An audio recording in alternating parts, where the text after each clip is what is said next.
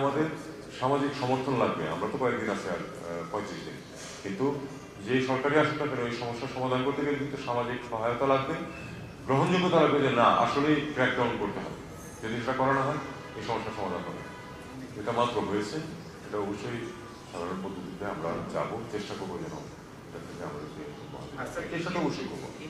ইন্ডিয়ার সাথে আমি খুব এক লাইন বলতেছি আমি যে যেটা আসিফ নজরুল অ্যাজ মিনিস্টার যেটা বলেছেন আমি সম্পূর্ণ সমর্থন করি এটাকে। যে আমি এটাকে এভাবে দেখি যে একজন ক্রিকেটার সে তো একটা সীমিত সময় ওখানে যাবে, খেলবে, তারপরে হোটেলে চলবে, তার নিরাপত্তা যদি দেওয়া সম্ভব হয় সেখানে অনেক তাকে ফেরত দেওয়া হয়েছে অস্টেনসিভলি।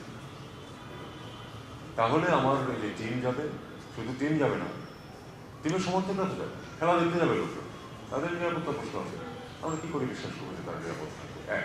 দুই হচ্ছে যে হিন্দুত্ববাদী সংগঠনগুলির যে একটা বাংলাদেশ বিরোধী কার্যকলাপ এবং কথাবার্তা চলছে না, সেটার প্রেক্ষিতে আসলে সত্যিকার অর্থেই তো ভারতীয় সংস্থাগুলির পক্ষে নিরাপত্তা দেওয়া কঠিন না সবাই। সেই হিসাবে যে আমরা আসলে খেলবো, কিন্তু ভারতের বাইরে খেলবো, যেখানে এই সমস্যা হবে।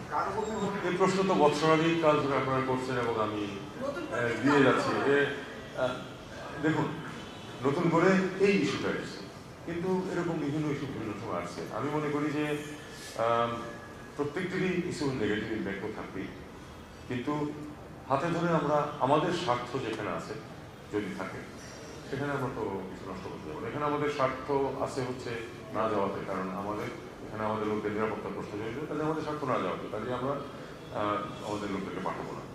কিন্তু যদি আমাদের চাল কেনাতে যদি স্বার্থ থাকে আমাদের, যদি আমরা কম দামে পাই এবং আমাদের কিনতেই হয়, তাহলে ভারত যদি আমাদের চাল রপ্তানি করে, আমরা যদি দৈনিক ব্যবসায়ীরা করতে চাই, আমি কোনো সমস্যা নেই।